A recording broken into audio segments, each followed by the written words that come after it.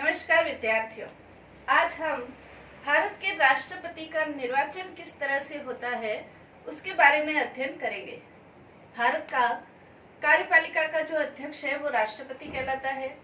राष्ट्रपति का जो नामकरण है वो अमेरिका के संविधान के अनुसार है, लेकिन राष्ट्रपति की जो शक्तियां हैं वो ब्रिटेन के संविधान के अनुसार है। तो राष्ट्रपति का जो निर्वाचन है वो किसके अनुसार होना चाहिए? ब्रिटेन के अनुसार होना चाहिए या अमेरिका के अनुसार होना चाहिए? ये संविधान निर्माताओं के समक्ष एक बड़ा गहन प्रश्न था और संविधान निर्माताओं ने राष्ट्रपति के निर्वाचन की एक अलग पद्धति का वर्णन उन्होंने किया है। भारतीय संविधान के अंतर्गत यदि हम देखें तो भारतीय संविधान के अनुच्छेद 54 और 55 राष्ट्रपति के निर्वाचन से संबंधित है। राष्ट्रपति का जो निर्वाचन की प्रक्रिया है, पूरी प्रक्रिया का जो वर्णन है वो अनुच्छेद 55 के अंतर्गत दिया गया है। भारत के यदि राष्ट्रपति का हम देखें तो भारत का राष्ट्रपति, प्रथम जो राष्ट्रपति है डॉक्टर राजेंद्र प्रसाद, भारत की एकमात्र महिला राष्ट्रपति प्रतिभा पाटिल है। भारत के वैज्ञानिक राष्ट्रपति एपीजे अब्दुल कलाम, भारत के सबसे छोटे राष्ट्रपति, आयु में सबसे छोटे नीलम संजीव रेड्डी, उम्र में सबसे छोटे नीलम संजीव रेड्डी। वर्तमान यदि हम राष्ट्रपति देखें तो रामनाथ कोविंद 2017 जुलाई 2017 से अपने पद पर आसीन है। जो एनडीए के उम्मीदवार है उन्होंने मीरा कुमार को हराकर राष्ट्रपति पद प्राप्त किया है। राष्ट्रपति के निर्वाचन की एक विशेष पद्धति संविधान निर्माताओं ने अपनाई है। राष्ट्रपति के निर्वाचन की योग्यता हम पढ़ चुके हैं। भारत का नागरिक हो, 35 वर्ष की आयु पूरी कर चुका हो, लोकसभा का सदस्य निर्वाचित होने की योग्यता रखता हो, लाभ के पद पर नहीं हो। अगर कोई ऐसा व्यक्ति इन योग्यताओं का धारित व्यक्ति है तो राष्ट्रपति पद का चुनाव लड़ सकता है, उसमें अपना नामांकन कर सकता है। राष्ट्रपति के नामांकन के लिए आवश्यक है, क्योंकि राष्ट्रपति पद पर नामांकन दाखिल करने के लिए एक लंबी फेयर लिस्ट शुरू हो गई थी। उसको रोकने के लिए ये कहा गया कि राष्ट्रपति पद के उम्मीदवार का नामांकन दाखिल करने के लिए आवश्यक है कि इसके लिए 50 प्रस्तावक होने चाहिए और 50 ही अनुमोदक, 50 प्रस्तावक और 50 ही अनुमोदक राष्ट्रपति के होने चाहिए। और इसके अलावा जो जमानत राशि है उसे भी 15,000 रुपये कर दिया गया है। तो जिस व्यक्ति के 50 प्रस्तावक अनुमोदक है वो राष्ट्रपति पद के लिए अपना नामांकन दाखिल कर सकता है। राष्ट्रपति के लिए निर्वाचन की जो पद्धति है वो अप्रत्यक्ष निर्वाचन पद्धति है। अप्रत्यक्ष निर्वाचन पद्धति को भारत के अंतर्गत जो सर्वोच्च पद है उसके लिए अप्रत्यक्ष निर्वाचन पद्धति को क्यों अपनाया गया? वो इसलिए अपनाया गया क्योंकि संविधान निर्माताओं ने ये कहा कि भारत का जो राष्ट्रपति है वो नाममात्र की कार्यपालिका है, संवैधानिक अध्यक्ष है, वास्तविक अध्यक्ष नहीं है। और जब नाममात्र की कार्यपालिका है तो उसके लिए हम राष्ट्रपति का प्रत्यक्ष आधार पर निर्वाचन करें। उस समय जब भारत स्वतंत्र हुआ था 18 करोड़ के करीब मतदाता थे।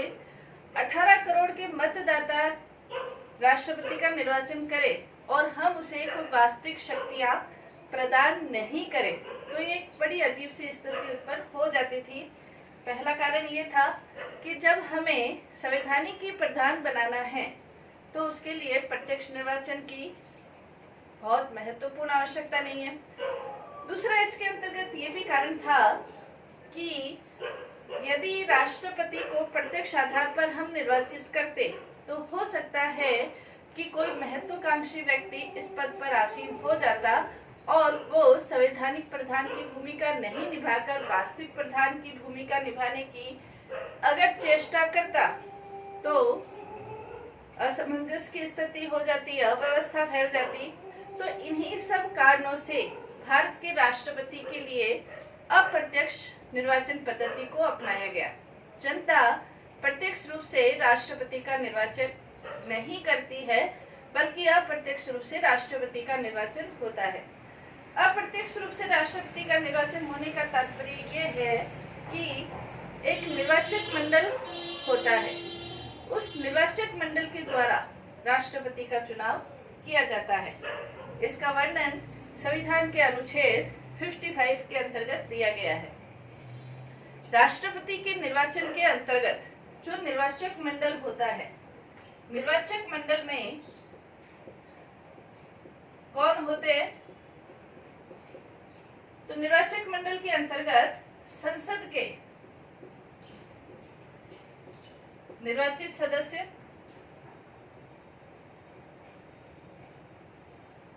राष्ट्रपति के निर्वाचक मंडल में संसद के निर्वाचित सदस्य, संसद का मतलब लोकसभा और राज्यसभा, लोकसभा और राज्यसभा के निर्वाचित सदस्य राष्ट्रपति के निर्वाचक मंडल में होते हैं। निर्वाचित सदस्य होने का क्या मतलब है? संसद में जैसे लोकसभा है, तो लोकसभा में वर्तमान समय कितने सदस्य हैं? 545। 545 सदस्य में से 2 एंग्लो इंडियन को राष्ट्रपति मनोनीत करता है। जो 2 एंग्लो इंडियन हैं, यदि एंग्लो इंडियन को समुचित प्रतिनिधित्व नहीं मिलता है तो राष्ट्रपति लोकसभा में उनको मनोनीत करता है। तो 2 एंग्लो इंडियन जो मनोनीत होते हैं वो राष्ट्रपति के निर्वाचन में भाग नहीं लेते हैं। तो 543। राज्यसभा है, राज्यसभा के वर्तमान समय 245 सदस्य हैं। 12 सदस्यों को राष्ट्रपति मनोनीत करता है। तो 12 सदस्य राष्ट्रपति के निर्वाचन में भाग नहीं लेते। 233 सदस्य, कहने का मतलब 776 सदस्य संसद के राष्ट्रपति के निर्वाचन में भाग लेते हैं। इसी प्रकार राज्यों की विधानसभाओं के, जो राज्य की विधानसभाएं हैं, विधानसभाओं के निर्वाचित सदस्य निर्वाचक मंडल में होते हैं। राज्यों की जो विधानसभाओं के निर्वाचित सदस्य हैं, तो राज्यों की विधानसभाएं, इसके जैसे कुछ राज्यों में विधान परिषदें हैं, तो विधान परिषद राष्ट्रपति के निर्वाचक मंडल में भाग नहीं लेती, खाली विधानसभाओं के निर्वाचित सदस्य। यदि राज्यपाल के द्वारा विधानसभाओं में एंग्लो इंडियन को मनोनीत किया जाता है तो वो उसमें भाग नहीं लेते। राज्यों की विधानसभाओं के जो सदस्य हैं वो ही राष्ट्रपति के निर्वाचक मंडल में भाग लेते हैं। इसके अलावा केंद्र शासित जो प्रदेश हैं, 17वां संविधान संशोधन हुआ था जिसके अंतर्गत ये कहा गया कि संघीय क्षेत्रों की विधानसभाओं के निर्वाचित सदस्य भी राष्ट्रपति के निर्वाचन में भाग लेंगे। संघ शासित क्षेत्रों की विधानसभाओं में सिर्फ दिल्ली और पांडिचेरी के निर्वाचित सदस्य ही भाग लेते हैं। संघ शासित प्रदेशों की दिल्ली और पांडिचेरी के अलावा अन्य संघ शासित प्रदेशों की विधानसभाओं के सदस्य भाग नहीं लेते हैं। इसके विषय में जवाहरलाल नेहरू ने 17वें संविधान संशोधन के आधार पर दिल्ली और पांडिचेरी के विधानसभा के सदस्य भी राष्ट्रपति के निर्वाचन में भाग लेते हैं। राष्ट्रपति के निर्वाचन के अंतर्गत संसद प्लस विधानसभाओं के सभी निर्वाचित सदस्य भाग लेते हैं। इसके विषय में नेहरू जी ने ये कहा था कि हम ये चाहते हैं कि राष्ट्रपति का जो पद है वो किसी दल विशेष पर आधारित नहीं होना चाहिए और संपूर्ण, क्योंकि एक सर्वोच्च पद है इसलिए संपूर्ण भारत का प्रतिनिधित्व करने वाला होना चाहिए। इसीलिए राष्ट्रपति के निर्वाचक मंडल में जहां संसद के सदस्यों को रखा गया है वहीं राज्यों की विधानसभाओं के सदस्यों को भी रखा गया है। अब निर्वाचक मंडल में ये शामिल होते हैं, कौन शामिल नहीं होते? मनोनीत सदस्य शामिल नहीं होते, विधान परिषदों के शामिल नहीं होते और दिल्ली और पांडिचेरी के अलावा दूसरे संघीय क्षेत्रों के विधानसभाओं के सदस्य शामिल नहीं होते हैं। ये निर्वाचक मंडल हुआ। निर्वाचक मंडल के अलावा राष्ट्रपति का जो चुनाव है वो किस आधार पर होता है?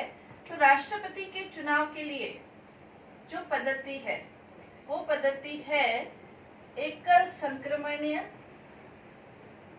आनुपातिक प्रतिनिधित्व की गुप्त प्रणाली। राष्ट्रपति के चुनाव के लिए एकल संक्रमणीय आनुपातिक प्रतिनिधित्व की गुप्त प्रणाली का प्रयोग किया जाता है। एकल संक्रमणीय का मतलब क्या होता है कि इसके अंतर्गत जो मत है उनका संक्रमण किया जाता है। संक्रमण को हम कह सकते हैं कि हस्तांतरण किया जाता है। क्यों किया जाता है हस्तांतरण? तो इसके लिए हम कह सकते हैं कि जिस पद पर सर्वोच्च व्यक्ति चुना जाता है उसके लिए आवश्यक है कि वो एक बहुमत प्राप्त व्यक्ति होना चाहिए। अगर उसे बहुमत प्राप्त नहीं है तो सर्वोच्च जो भारत का प्रतिनिधित्व करने वाला है और उसे बहुमति प्राप्त नहीं है तो वो थोड़ा सही नहीं लगता। इसलिए एक बहुमत प्राप्त व्यक्ति इस पद पर चुना जाए, निर्वाचित हो, इसके लिए इस पद्धति को अपनाया गया है। तो इसके लिए सबसे पहले न्यूनतम कोटा निर्धारित किया जाता है। न्यूनतम कोटा निर्धारित करने का जो फॉर्मूला है वो ये है, दिए गए मतों की संख्या, दिए गए मतों की संख्या और निर्वाचित होने वाले उम्मीदवारों की संख्या। निर्वाचित होने वाले जो प्रतिनिधि है या उम्मीदवार है उनकी संख्या, होने वाले प्रतिनिधियों की संख्या। चूंकि अब भारत में राष्ट्रपति एक ही निर्वाचित होता है तो इसलिए जितने मतों की संख्या है और निर्वाचित होने वाले उम्मीदवार एक ही है, इसलिए यहाँ पर +1 कर दिया जाता है। यानी कि 50% +1 जिसे वोट प्राप्त होता है उसे राष्ट्रपति पद के लिए उम्मीदवार घोषित किया जाता है। ये हुआ न्यूनतम कोटा निकालने की पद्धति। एकल संक्रमणीय क्या है? तो इसके अंतर्गत जितने उम्मीदवार हैं उतने वरीयता अनुसार, अपनी पसंद के अनुसार वोट देने का अधिकार प्रत्येक मतदाता को होता है। इसके अंतर्गत क्या होता है एकल संक्रमणीय में? मान लो राष्ट्रपति पद पर 4 उम्मीदवार है और उसके लिए आपको जो वोट देना है आप अपनी पसंद के अनुसार वोट देंगे। जैसे दूसरे नंबर वाले को यदि आप पहली पसंद है तो पहले को दूसरी पसंद, तीसरे को तीसरी या चौथी, जैसी भी आपकी पसंद है उस पसंद के अनुसार आप वोट देते हैं। आपको पहली पसंद लिखना अनिवार्य है, दूसरी तीसरी पसंद लिखना अनिवार्य नहीं है, आपकी इच्छा के ऊपर निर्भर है। अब यदि प्रथम पसंद पहले जब चुनाव की गिनती की जाती है, वोटों की गिनती की जाती है, तो पहली पसंद के अनुसार वोट है वो सभी उम्मीदवारों में बांट दिए जाते हैं।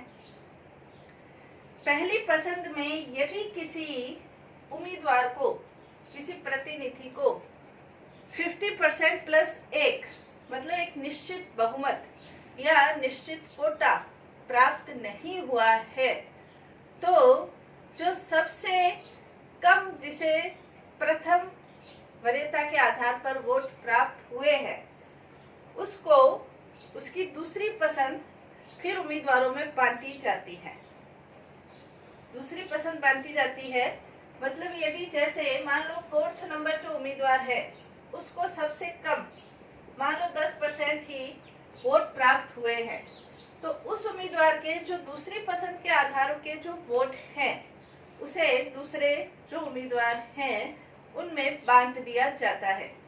और यदि किसी मतदाता ने अपनी दूसरी पसंद लिखी नहीं है तो उसका वोट निरस्त हो जाता है। पहली पसंद के आधार पर तो गिना गया, लेकिन यदि दूसरी पसंद गिन रहे हैं और उसमें नहीं है तो वो फिर निरस्त माना जाता है। ये प्रक्रिया तब तक चलती है जब तक कि निश्चित बहुमत या चुनाव कोटा प्राप्त नहीं हो जाता है। तो इस आधार पर एकल संक्रमणीय पद्धति के आधार पर चुनाव किया जाता है। एकल संक्रमणीय पद्धति के आधार पर भारत में अभी तक जो राष्ट्रपति का 5वां चुनाव हुआ था 1969 के अंतर्गत, उसमें द्वितीय वरीयता के आधार पर मतपत्रों की गणना की गई थी, जिसमें नीलम संजीव रेड्डी को राष्ट्रपति बनाया गया था। 1969 में जो 5वां राष्ट्रपति बने थे वो द्वितीय मतपत्र गणना के आधार पर बने थे। तो ये न्यूनतम कोटा निकाला जाता है और न्यूनतम कोटा 50% से अधिक जो मत प्राप्त करते हैं उनके आधार पर निकाला जाता है। इसके अलावा भारत के अंतर्गत ये देखा गया कि भारत में कुछ राज्य ऐसे हैं जहां पर जनसंख्या का प्रतिनिधित्व बहुत ज्यादा है और कुछ राज्य ऐसे हैं, जैसे उत्तर प्रदेश है तो उत्तर प्रदेश में करीब एक जो विधायक है वो करीब 2.5 से 3 लाख जनसंख्या का प्रतिनिधित्व करता है। सिक्किम जैसे राज्य हैं, गोवा जैसे राज्य है, कुछ हजार जनसंख्या का प्रतिनिधित्व करते हैं। तो इन सब में आपस में भेदभाव की स्थिति नहीं हो, इसलिए जनसंख्या के आधार पर मतों का मूल्य निकाला जाता है। इसके अलावा जो संसद है, लोकसभा और राज्यसभा, संसद के जो प्रतिनिधि है वो संपूर्ण भारत की जनसंख्या का प्रतिनिधित्व करते हैं और विधानसभा के जो सदस्य हैं वो भी संपूर्ण भारत की जनसंख्या का प्रतिनिधित्व करते हैं। तो उन दोनों के मतों का मूल्य भी बराबर होना चाहिए, इसलिए मतपत्र या मतों का मूल्य निकालने की योजना बनाई गई। तो जैसे विधायक है तो विधायकों के मतों का मूल्य निकाला जाता है। मतों का मूल्य, विधायकों के मतों का मूल्य निकालने के लिए जो फार्मूला है, उस राज्य की जो संपूर्ण जनसंख्या है, जैसे राजस्थान है तो राजस्थान की जो जनसंख्या है उस जनसंख्या में राजस्थान की विधानसभा के निर्वाचित होने वाले प्रतिनिधियों की जो संख्या है उसका उसमें भाग दे दिया जाता है। राज्य की जनसंख्या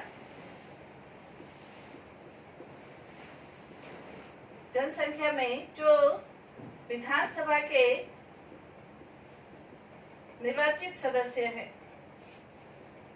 उसकी संख्या का भाग दे दिया जाता है और उसमें 1/1000 इसका भी भाग दिया जाता है। 1000 से उसका फिर डिवाइड कर दिया जाता है और जो मत का मूल्य आता है, प्रत्येक विधायक के मत का मूल्य, जैसे राजस्थान में 129 के करीब है तो उसका 200 से उसकी गुणा कर दी जाती है। जितने विधानसभा सदस्य है उसकी गुणा कर दी जाती है और जितना मत प्राप्त होता है वो राजस्थान का कुल मत मूल्य हो जाएगा। ऐसे जितने राज्य हैं, जैसे जम्मू कश्मीर 370 हटने से पहले 29 राज्य थे तो 29 राज्यों की सभी के राज्यों के ऐसे मत मूल्य निकाले जाते हैं। फिर संसद के सदस्यों का मत का मूल्य निकाला जाता है। संसद के सदस्यों का जो मत का मूल्य निकाला जाता है तो 2017 में तो 29 राज्य थे, तो 29 राज्यों के सभी राज्यों के विधायकों के मतों का मूल्य, उसका कुल योग, समस्त सदस्यों के विधायकों का कुल योग, समस्त विधायक सदस्यों के मतों का कुल योग प्लस संसद के निर्वाचित सदस्य, उसका उसमें भाग दे दिया जाता है। जितने भी सदस्य हैं तो संसद के सदस्यों का जो मूल्य है, प्रत्येक सदस्य का जो मूल्य है वो आ जाता है।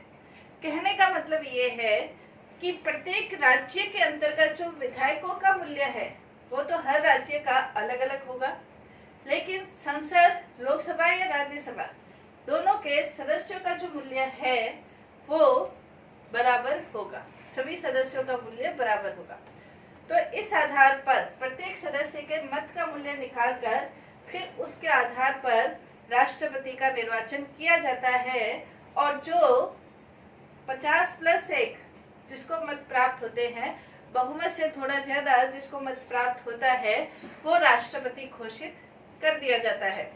अब इसमें एक चीज ये और भी है कि जैसे 1974 के अंतर्गत जब राष्ट्रपति के चुनाव होने वाले थे तो उस समय गुजरात विधानसभा भंग थी, तो ये सर्वोच्च न्यायालय से यह परामर्श लिया गया कि क्या राष्ट्रपति के चुनाव के समय यदि कोई विधानसभा भंग है तो क्या राष्ट्रपति का चुनाव निर्वाचन करवाया जा सकता है। तो इसके लिए सर्वोच्च न्यायालय ने यह परामर्श दिया था कि राष्ट्रपति के चुनाव के लिए यदि एक या एक से अधिक भी राज्यों की विधानसभाएं भंग हो तब भी राष्ट्रपति का निर्वाचन करवाया जा सकता है। राष्ट्रपति का निर्वाचन करवाया जा सकता है। तो ये राष्ट्रपति के निर्वाचन की पद्धति थी। वर्तमान जो रामनाथ कोविंद भारत के राष्ट्रपति हैं, एनडीए के उम्मीदवार हैं, उनको 65.65% वोट पहली वरीयता के अंतर्गत ही प्राप्त हो गए थे, इसलिए वो भारत के राष्ट्रपति बने। जो इनकी अगेंस्ट प्रतिद्वंदी उम्मीदवार थी वो उनको मीरा कुमार, उनको 34.35 के करीब उनको वोट प्राप्त हुए थे, तो उनको बहुमत प्राप्त नहीं हुआ, इसलिए वो हार गई थी। तो कहने का मतलब राष्ट्रपति के निर्वाचन की एक अनुपम पद्धति भारतीय संविधान के अंतर्गत है, जिसके आधार पर राष्ट्रपति किसी दल विशेष का प्रतिनिधि नहीं होकर वो संपूर्ण राष्ट्र का प्रतिनिधित्व करे, इसलिए इस प्रकार की पद्धति को अपनाया गया है। धन्यवाद।